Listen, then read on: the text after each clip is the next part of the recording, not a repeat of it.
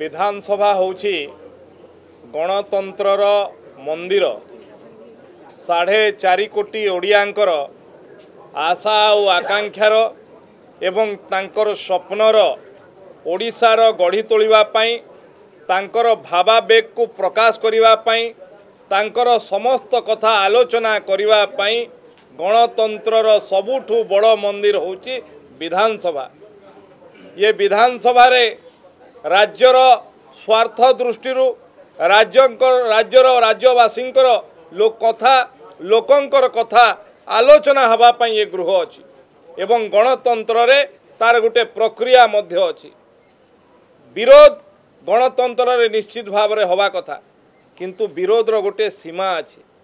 विरोध करिवार गोटे प्रक्रिया अछि। जो भली भाव रे आज विधानसभा पवित्र गृह भितरे अशोभनीयतार चरम सीमारे पहुँचला, ये ओडिशावासी को लज्जित करिछि।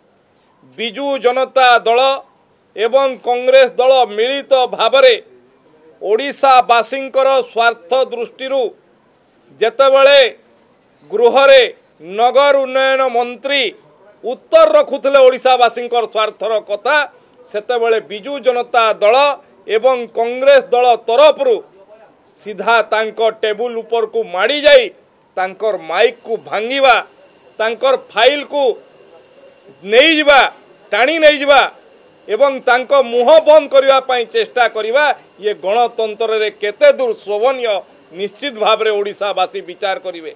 एवं जो माने आज स्वाधीनतार 75 वर्ष पर्यंत जो माने शासन दायित्व रे रहिले, लंबा समय कांग्रेस दल रहिला, लंबा समय बिजु जनता दल रहिला, गणतंत्रर पवित्र मंदिर रे जेतेबेले ओडिशावासींकर स्वार्थ दृष्टि विधायकों प्रश्नर उत्तर दौरान मंत्री, ये कौन शालीनता, ये कौन आंदोलन परिचय, ये कौन विरोध परिचय? मंत्री को माइक भांगीदेवे, मंत्री को फाइल नहीं टाणी नहीं जिबे, बाचस्पति महिला कथा कही आंदोलन करुचंती, महिला बाचस्पति ऊपर को बारंबार पोस्टर फिंगाड़े, अशालीन व्यवहार करेंगे, ये कौन गणतंत्र रे परिचय? एथिपाई बिजु जनता दल एवं कांग्रेस पार्टी उभय ओडिशावासी पाखरे क्षमा प्रार्थना करिवार आवश्यकता रही। एभलिया आचरण केबे भी ग्रहणीय नुहे।